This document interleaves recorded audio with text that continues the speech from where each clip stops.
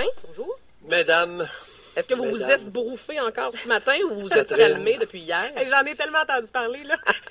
C'est pas idée. Joanie.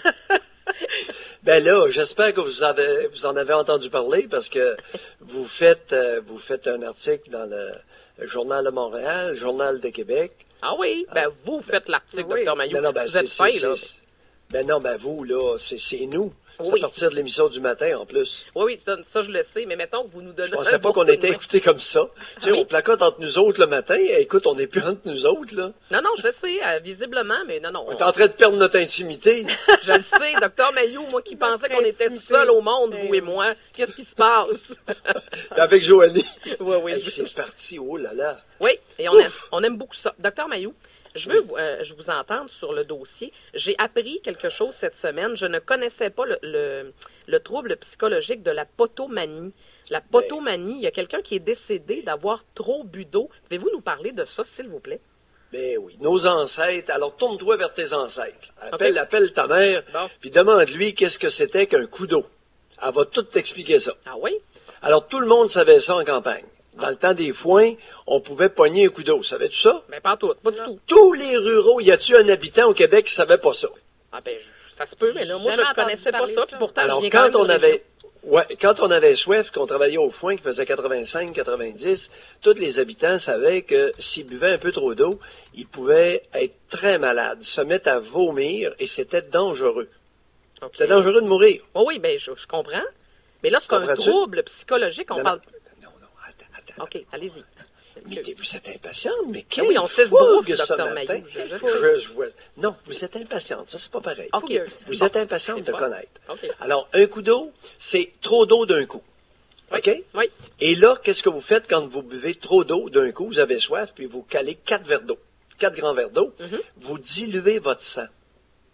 OK? Ouais. L'eau passe dans le sang et dilue le sang. Si le sang est dilué, les produits qui sont dedans deviennent dilués. Et là, ça peut être dur pour le cœur, dangereux pour votre petit cœur. OK. Parce que votre petit cœur, lui, a besoin de juste le bon dosage. Mhm. Tu sais, de sodium, de potassium, puis vos reins aussi. Oui. Alors, la fameuse potomanie, c'est quelqu'un qui boit beaucoup trop d'eau, mais sur une longue période. Alors, c'est l'équivalent du coup d'eau, mais espacé sur toute sa journée. Comprenez-vous? Oui. Alors, il dilue son sang. Et puis, à un moment donné, il peut mourir parce qu'il va prendre des troubles du rythme, il va attraper des troubles du rythme du cœur. Alors, le cœur bat pas bien quand le sang est dilué par trop d'eau. Mais c'est exactement... Oui, allez-y. Oui, vas-y. Non, je voulais juste dire que c'est exactement ce qui est arrivé à Sylvain Bougie, là, 47 Oui. ans. Le 26 février, il est décédé d'un arrêt cardio-respiratoire. Il est mort d'une embolie pulmonaire. Lui, là, il buvait de grandes quantités d'eau depuis 15 ans. Oui, alors il faut surveiller nos patients. C'est bon de donner, d'alerter, mais entre nous autres, c'est relativement rare comme condition de boire trop d'eau, ce qu'on appelle la potomanie, c'est-à-dire d'avoir la manie du pot d'eau. Potomanie, tu sais, Oui. le pot d'eau trop facile. J'ai eu un patient il n'y a pas longtemps qui a été hospitalisé aux soins intensifs parce qu'il avait ça. Il a ça comme... Alors, on voit ça chez des déficients intellectuels qui ne sont pas suffisamment surveillés, peuvent boire trop d'eau Oui. et se rendent malades, devoir être hospitalisés parce qu'ils vont se mettre à vomir, puis en vomissant, c'est encore pire, tu comprends? Ils se débalancent encore plus au point de vue électrolytique dans leur corps, ils diluent encore plus leur sang. Et on voit ça aussi chez mes patients qui souffrent de schizophrénie et qui prennent des antipsychotiques, qui assèchent leur bouche. Un des effets secondaires des antipsychotiques, c'est d'assécher la bouche, d'avoir toujours la bouche sèche. Ah, OK. Et il y en a qui pensent qu'en buvant beaucoup d'eau, ils n'auront plus la bouche sèche. Alors, c'est bien important, quand vous souffrez de schizophrénie et que vous avez de la sécheresse de la bouche, de boire des petites gorgées d'eau assez souvent, mais de rincer votre bouche, de faire circuler l'eau dans votre bouche avant de l'avaler. C'est beaucoup plus efficace. Ah, OK. Ensuite, possibilité de manger de la gomme Ouais. pas de sucre. Ça aide un peu. Mais, je répète, quand vous avez de la sécheresse de la bouche suite à vos médicaments psychiatriques, prenez des gorgées d'eau, mais avalez-la pas trop vite. Laissez-la dans votre bouche pour que votre muqueuse dans la bouche ait le temps de s'hydrater un peu. OK, c'est intéressant. C'est une façon. Oui, on en profite pour faire un peu d'information collective ce matin. Oui. Parce que, oui. Parce que je me demandais c'était quoi le lien entre le fait que cet homme-là était schizophrène et le fait qu'il est décédé d'avoir bu trop d'eau. Donc, vous venez de nous l'expliquer. C'est les effets secondaires de la médication. Ça peut, première cause de la potomanie ou de boire trop d'eau, mais il y en a trois. La première, c'est la schizophrénie le traitement de la schizophrénie qui peut donner la bouche sèche. Oui. La deuxième, c'est la déficience intellectuelle. Il y a des déficients, pour ça, des ennuyés qui se mettent à boire d'eau. Oui. Et la troisième, la maudite mode de traîner la bouteille d'eau, particulièrement en hiver au Québec. Il n'y a personne qui a besoin de ça. Ah non? Et même en été, il ne fait pas assez chaud au Québec. Ah, mais Alors, s'il vous plaît, la mode, encore là, il y a un illuminé qui a parti la mode de la bouteille d'eau. oui, je sais. Et là, ça cale de la bouteille. Et non, hey, au Québec, on n'est pas en Floride, là, à 35, 37. Oui, mais on nous répète tellement souvent qu'il faut boire X litres Ouais. d'eau par jour. J'ai tellement de la difficulté. Le seul moyen pour me rappeler de boire de l'eau, c'est de traîner une bouteille. Puis c'est pas bon, Johnny. docteur Mailloux? Faut pas faire ça.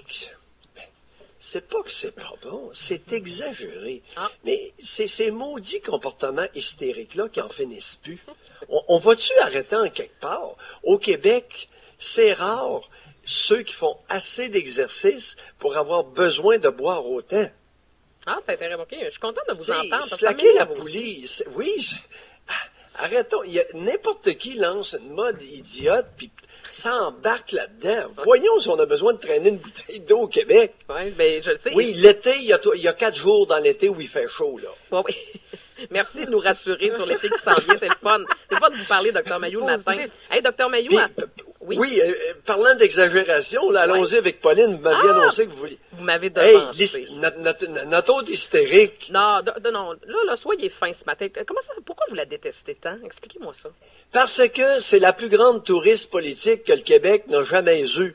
Elle a fait 4 ministères, plus la tête de 4 ministères, plus premier ministre. Ben oui. C'est notre touriste Mais- politique nationale. Comment ça, une touriste? Docteur Mailloux, c'est une des grandes femmes en politique au Québec. Je suis pas d'accord avec vous là-dessus. Oui? Êtes-vous là ou ça va-tu? Non, Catherine. OK. Catherine. Oui. Regarde sa déclaration. Oui. Hey, attachez-la à quelques-uns, là, parce que moi, là, je vais m'esbrouffer un matin. Oui, bien, brouffez-vous. Là, c'est quelle déclaration, là, laquelle qui vous fait sursauter ce matin? Dans sa conférence. Oui, Dans sa ben- conférence avant-hier, ou hier ou avant-hier. Hier, c'est hier oui. soir. D'ailleurs, je suis très déçu que vous ne soyez pas là. Je pensais que vous étiez aux premières loges avec Pauline hier soir. Très déçu. Hey, écoutez bien, je vous livre ça. Je cite. Oui. Bon. S'il faut lancer un SOS ce soir, c'est le suivant.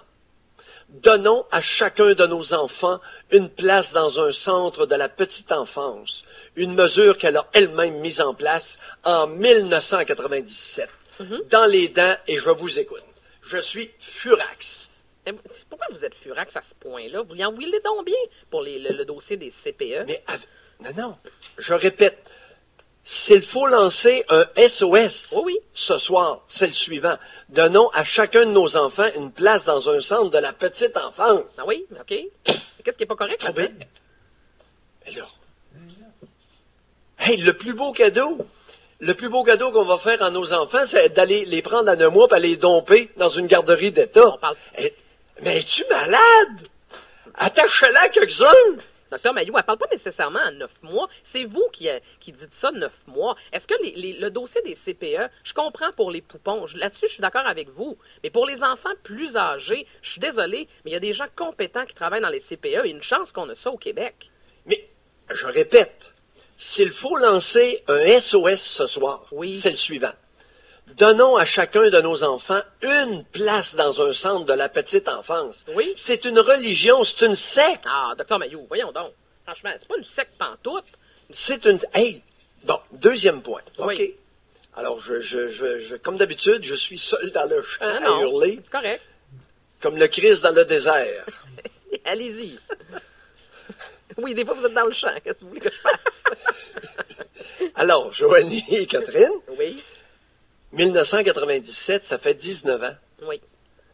Y a-tu quelqu'un au Québec qui a étudié l'efficacité de la mesure prônée par cette touriste politique-là? Non, il n'y en a pas. Ça fait 12 fois que vous me posez la question. Il n'y en a pas d'études, docteur Mailloux. Est-ce que c'est la faute de 19 ans. Pauline Marois, ça?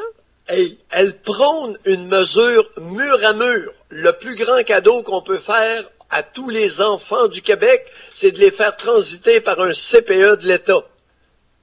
Ben oui, mais Dr Mailloux, je pense que... Il n'y a personne qui étudie la mesure. Ben, Mais êtes-vous malade? Vous êtes dangereux. Comment ça, on est dangereux? Vous me Attendez, faites là. peur. Ben non, je suis pas d'accord. Ben, arrivez-moi avec votre étude, puis après ça, on verra Ben, arrivez-moi, il y en a pas. Il y a plein de femmes qui sont psychologues à l'université qui pourraient étudier ça. Ben, il n'y en des a pas hommes une aussi. qui a osé. Ben Pourquoi oui. vous pensez? Il y a des hommes Elle psychologues va se faire aussi. passer dans la moulinette. Hey, s'il fallait qu'une psychologue, comme thèse de doctorat, étudie cette affirmation-là, cette mesure-là qui a été mise en place il y a 19 ans, s'il fallait qu'elle étudie ça et conclue qu'il y a des effets délétères, qu'il y a des effets néfastes à ça, avez-vous pensé le débat que ça va faire au Québec? Ben oui, mais il faudrait qu'il y ait débat. Parce que là, on débat, mais il n'y a pas d'études. On se base sur rien, Dr Mailloux. Non, on ne débat pas, j'affirme. Ben, On en tout débat cas, de ouais, rien. vous affirmez. J'affirme qu'elle est la plus grande touriste politique de l'histoire du Québec et je soupçonne une coquille à peine remplie. Ah, Dr Mailloux. Prenez un peu d'eau, là. Ouais, c'est ça, là. Arrêtez de vous esbrouffer ce matin, ouais. Je pense qu'on va vous conseiller d'aller prendre un peu d'eau. Ben, je suis pas d'accord avec vous, Pauline Marois. Je maintiens mon point là-dessus. Je pense que c'est une des grandes femmes en politique au Québec. Vous n'êtes pas d'accord avec ça, ben, c'est correct, là, mais non, je partage pas votre opinion ce matin. Catherine, moi je veux bien t'entendre. Alors, qu'est-ce qu'elle a amené? Quelles sont les réalisations? Ben- Qu'est-ce qu'on va retenir de son passage dans 4 ministères au Québec, plus premier ministre? Alors, je t'écoute. Ben, Qu'est-ce Dr qu'on va Mailloux, retenir? je m'excuse, mais je vais revenir sur le dossier des CPE. Dès le départ, je pense que ce programme-là a peut-être été mal monté, mais l'idée de base des CPE au Québec, je pense que c'est un succès. Et je ne parle pas des bébés en bas de 9 mois. Je parle des enfants de 1, 2, 3, 4 ans. Je pense qu'il y a des gens compétents. Et si on n'avait pas les CPE, c'est quelque chose de grand qu'on a fait au Québec. Est-ce qu'on l'a bien géré? Je suis pas certaine. Et est-ce qu'on avait le moyen de se payer ça? Je suis pas certaine. Mais je suis pas prête à lui lancer la pierre là-dessus. Dr Mailloux n'a pas juste fait des affaires mauvaises, Pauline Marois. Savez-vous quoi, ce qui me dérange? C'est mon Dieu, qu'on regarde son bilan, puis on fait, ah, c'est pas bien bon. Si on faisait la même chose avec tous les anciens premiers ministres, est-ce que le bilan de M. Charest serait aussi négatif que celui de Pauline Marois? Pas certain, Dr Mailloux. Définitivement. Oui? Définitivement. Ben, vous en parlez peu. Non, mais c'est parce que vous ne m'interrogez pas là-dessus. Vous ne voulez pas en parler. Si Bon. vous voulez qu'on en parle. Jean Charest, si on enlève Michou derrière lui, je craindrais qu'il tombe. Et si on enlève Claude derrière Pauline, je craindrais qu'il y ait une chute. Ouais, mais Alors, est-ce qu'il est possible que certaines personnes qui ont occupé des postes politiques importants étaient plutôt téléguidées que officiant de façon autonome? Ben, On peut se poser la question. Ah, ouais, on peut poser la question. On y répondra. Est-on légitimé? Oui. Oui, oui, on est toujours légitime. De s'interroger? Ben oui, c'est sûr, c'est ça pour ça. C'est pour ça qu'on vous engage, Dr Mailloux, j'espère. Et là, on a notre fameux Justin Trudeau à Ottawa. Si on enlève Sophie, ou si on retire Sophie... Que là, ou- Pardon? Est-ce que c'est ce que j'ai bien entendu? Est-ce que oui, vous si êtes- on soustrait l'influence de Sophie. Ah, ben, il y a moins de chansons, en tout cas. Ça, L'influence c'est clair. Jean Chrétien, écoute, Oui. on peut se poser la question sur Jean Chrétien, de Oui. son vivant. Jean Chrétien, Quelle était l'influence d'Aline Chrétien sur Jean Chrétien? Est-ce qu'il y a quelqu'un qui a déjà osé questionner Jean Chrétien là-dessus? Non. Est-ce qu'il y a quelqu'un qui a déjà osé s'interroger sur l'influence d'Aline Chrétien sur Jean Chrétien? Non. Et j'ai énormément de respect pour cette femme-là. Oui. Si vous voulez parler d'une femme supérieure au Canada, parlez-moi d'Aline Chrétien. Ah, c'est parfait. Oui, mais là... Ça, c'est une femme inspirante. Bon, mon Dieu, je suis contente. Là, hier, c'était le présidente israélienne. Je suis contente de savoir que vous trouvez une Première femme... ministre Golda Meir. Golda Meir, oui. Golda Meir a été probablement une des plus grandes, une des figures politiques marquantes de l'humanité moderne. Oh oui, je le sais, Dr Mailloux. je vous Dixit agresse. Mailloux. Oui, oui. Mais on va y... Du milieu de son champ. Oui, c'est ça exactement. Golda Meir, Bon. une femme unique. Et c'était le prédécesseur de Margaret Thatcher. Bon, OK. Mais là, Aline Chrétien... Elle a inspiré Margaret Thatcher. Dixit Mailloux qui connaît rien de rien sur rien. Arrêtez de dire ça, voyons. Parce que des fois, vous êtes, tu sais, juste qu'on vous ramène un peu. Allez boire de l'eau un petit peu, puis allez travailler sur vos sabots. Là, on se retrouve ce midi, Dr Mailloux. Bon, allez vous reposer un peu, là. À plus tard, Dr Mayou. On se retrouve à midi pour Salut. 106.9, Doc Mayou. Vous m'inspirez toutes les deux. Ah, je le Ah, sais. c'est Savez-vous quoi? fin. C'est réciproque. Des fois, vous me tapez un peu ses nerfs, mais vous m'inspirez. Qu'est-ce que vous voulez que je On fasse? s'esbrouffe.